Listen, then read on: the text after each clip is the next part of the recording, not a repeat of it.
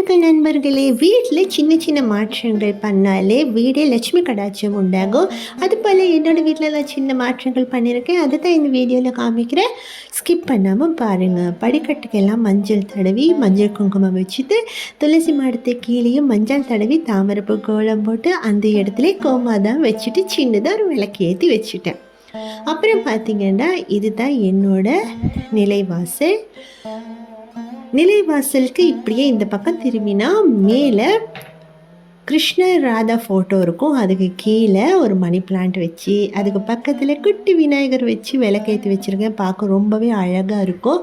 அப்புறம் பார்த்தீங்கன்னா இது தான் என்னோடய நிலைவாசல். பூக்கள் எல்லாம் வச்சு ரொம்பவே அலங்காரம் பண்ணி வச்சுருப்பேன். மஞ்சள் குங்குமம் வச்சு அப்புறம் 2 பக்கம் 2 சின்ன தீபம் ஏற்றி வச்சுருப்பேன். குட்டியாக ஒரு கோலமும் போட்டிருக்கேன்.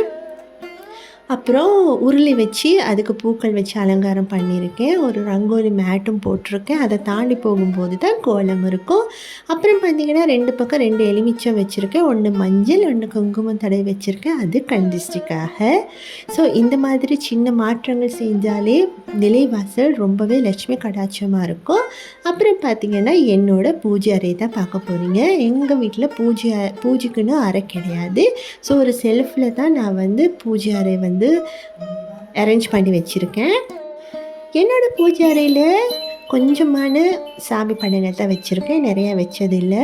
விநாயகர் சிலை பெருசாக வச்சுருப்பேன். அப்புறமா முருகர், முத்தாரம்மன், சிவன் பார்வதி, லக்ஷ்மி, சிவன் சிலை, வேலு, முருகர் ஸ்டாட்யூ, அப்புறமா ஒரு அம்மன் ஃபோட்டோ இவ்வளோ தான் வச்சே இருக்கேன். 3 விளக்கு வச்சுருக்கேன். இன்னொரு ஓம் விளக்கு இருக்குது. அது முருகருக்கு ஸ்பெஷல் டேஸில் வெற்றிலை தீபம் ஏற்றும் போது மட்டும் நான் அந்த ஓம் விளக்கை ஏற்றிப்பேன். அப்புறம் பூக்கள் வச்சு லைட்ஸ் போட்டு இந்த மாதிரி சிம்பிளாக தான் இந்த பூஜை அறையை நான் அரேஞ்ச் பண்ணி வச்சுருக்கேன். ஆனால் பார்க்கவே ரொம்பவே அழகாக இருக்கும்.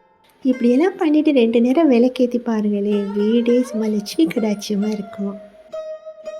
அப்புறம் பார்த்திங்கன்னா இது உங்களுக்கு ரொம்பவே பயனுள்ள தகவலாக இருக்குன்னு நினைக்கிறேன். என்னோடய பூஜை அறை நிலைவாசல் எல்லாம் எப்படி இருந்துச்சுன்னு மறக்காமல் கமெண்ட் பாக்ஸில் கமெண்ட் பண்ணுங்கள். Thank you so much.